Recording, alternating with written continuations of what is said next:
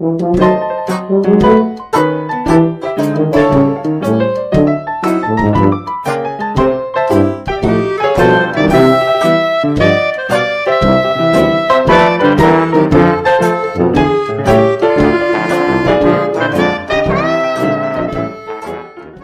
everybody, it's Grandmama. Time for another story from a hometown scrapbook. William Hutchman, Firebug. Hello there.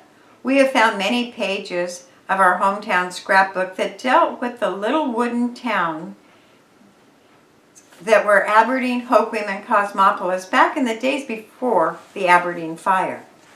They were row on row of wooden buildings built almost overnight to keep pace with the out-at-the-elbow growth of the towns through their boom years of the 90s. But in that, they were not much different from many other new cities of the Northwest. For although the development of the Northwest lagged behind California, it finally started to grow. It did so with a bang. Now those wooden cities were picturesque in the manner of the Old West. They were polyglots of architecture, few of them planned, all incorporating their owners' ideas of beauty and incidentally their owners' idea of structural importance.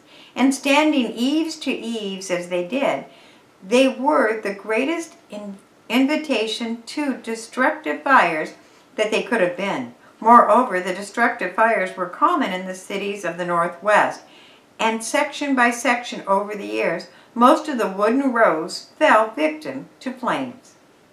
We told you a year ago of the disastrous fire that ravaged Aberdeen, and we have spoken of the fires that removed the famous hotels from the coastal resort area in the early teens.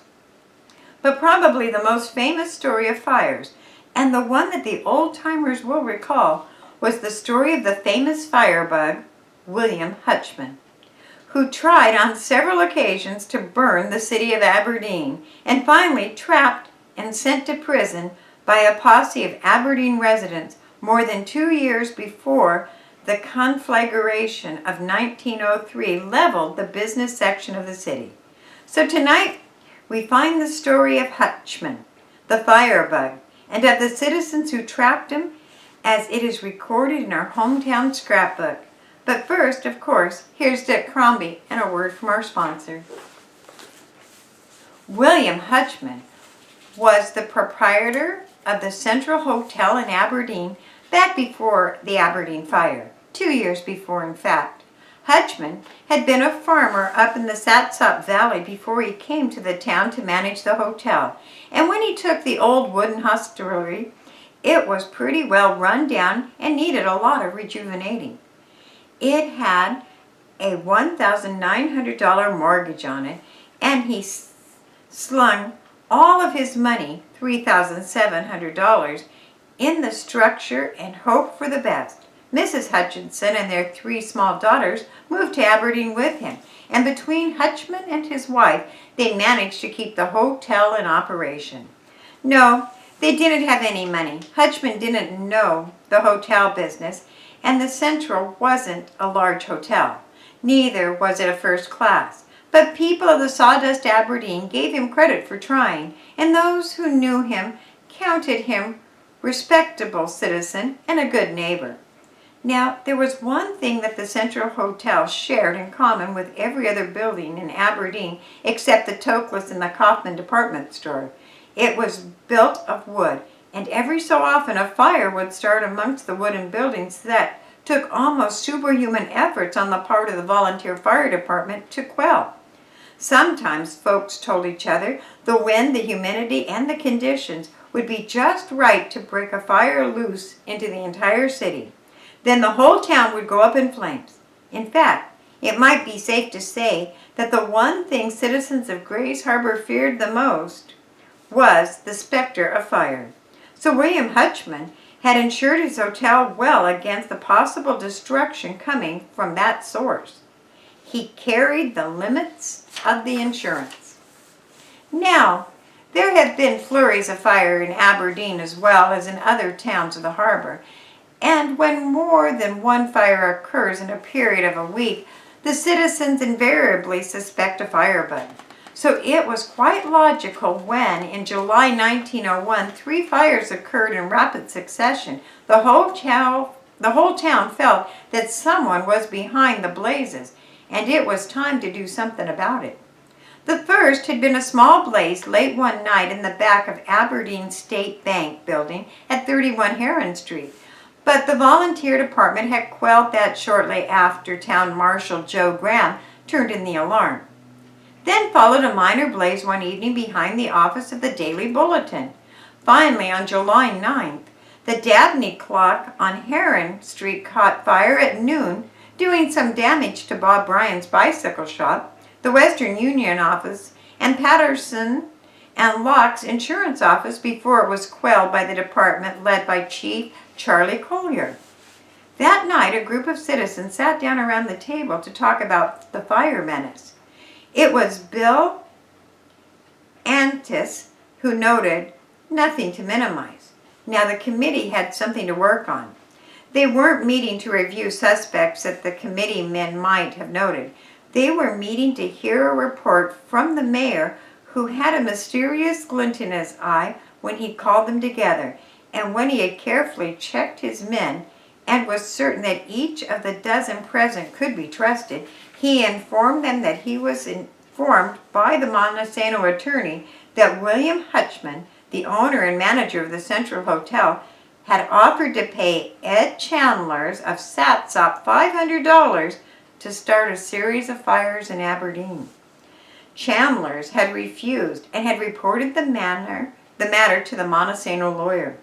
We have no evidence other than this report, but I wanted you men to help me keep Hutchman under observation.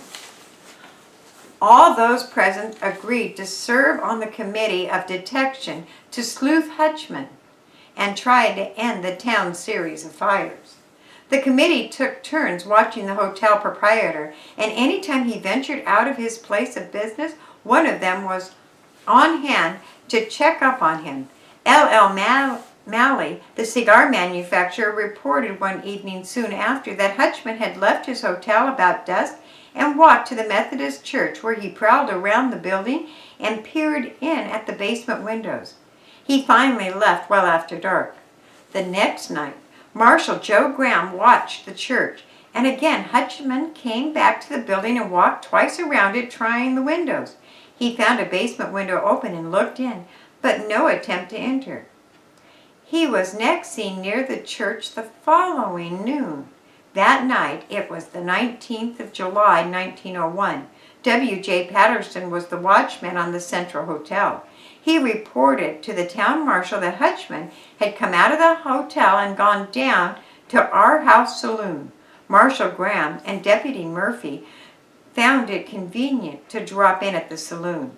They leaned on the bar and chatted while the hotel operator had 3 quick tosses of fire water and then hurried nervously out. Hardly was he out of the bar than they called Mayor Antis and arranged to meet him. Billy Patterson and Malley at Antis's barn, a prearranged rendezvous, would go to the church and conceal themselves at vantage points and wait for Hutchman to show up. Anson was sure he would, and that he marked the church for a fire. The little group of 5 citizens arrived at the church shortly after 10 o'clock and were assigned their places by the councilman. And for nearly an hour and a half they waited. Then, out of the shadows along F Street, they saw a man moving quietly towards the church. It was Hutchman. He carried a box under his arm and hurried straight to the basement window of the old edifice, pushed it open and dropped it through. For several minutes, the 5 men waited for their quarry to reappear. And when he did, pulling himself out of the window with some difficulty, Malley, who was the nearest to the window, shouted loudly for him to halt and put his hands up. Instead, the hotel man began to run. Malley fired a blast of buckshot and broke the silence of midnight, and the fugitive dashed right into the arms of Aniston, who was ready for him. Marshal Graham, the and Deputy Murphy held the culprit while the others entered the church together through the basement window. They found a candle burning in a box of flammables. In 2 hours, the church would have been afire. Antis blew out the candle and took the box along as evidence. At the jail, Marshal Graham found the man's pockets stuffed with rags, bottles of oil, and matches. Meanwhile, Antis had gone to the Central Hotel where he asked Mrs. Hutchins for a room and was told there was no room available. He argued his point, using up time, while Malley and Patterson and Murphy, who had returned from jail, took positions around the building. Then, at Atson's signal, they closed in, entering the building from both front and back. In a search of the hotel, they found a pile of pitch under the stairway. Bottles of kerosene were set around the building, and one room was filled with shavings and wadding paper. 3 lodgers, awakened by the search, fled the building in panic. The 3 small daughters of the hotel operators cried despairingly in the lobby. Mrs. Hutchinson was not taken to jail, but before the night was over, the posse had searched another building and gathered more evidence. It was learned from Mrs. Hutchinson that her husband had taken a room in the Mack building on Hume Street. The room was searched and more incendiary material uncovered. That next morning, Hutchman confessed to his intended crime. He had hoped to set a fire in the church to distract the volunteers, then to set fire to the Mack building and the Central Hotel. He was sure that with the 3 buildings burning all at once, the fire would be too much for the volunteers. He expected the town to burn, and in the Holocaust he would collect his fire insurance damage. Instead, he went to the county jail in Montesano at noon, and a month later, in Judge Mason Irwin's court, he was sentenced to 2 years in the state penitentiary for attempted arson. And the citizens of Aberdeen breathed easier and felt that perhaps the town wouldn't go up in smoke after all. Now, a few words from Dick Crombie and our sponsor. Yes, Aberdeen got over the scare of the fire of 1901, and the old wooden city, with its sawdust streets and stilted sidewalks, had 2 more years of grace before the flames would devour its business district, erase almost entirely the frontier city that had been known as the toughest town on the coast, and William Hutchman became the town's idea of a firebug, and even years later people were heard to say when fires broke out in the city, maybe Hutchman's out again. But the man who tried to burn Aberdeen to the ground never returned, and Mayor Antis and his posse proudly bore their accolades as the protectors of the sawdust town of Aberdeen, and provided what would be firebugs with a lesson on how the people of the frontier Aberdeen dealt with those who wished them ill. And because it was the story that old-timers told and retold many times, it now belongs here, long remembered as a page in our hometown scrapbook. Thanks for listening.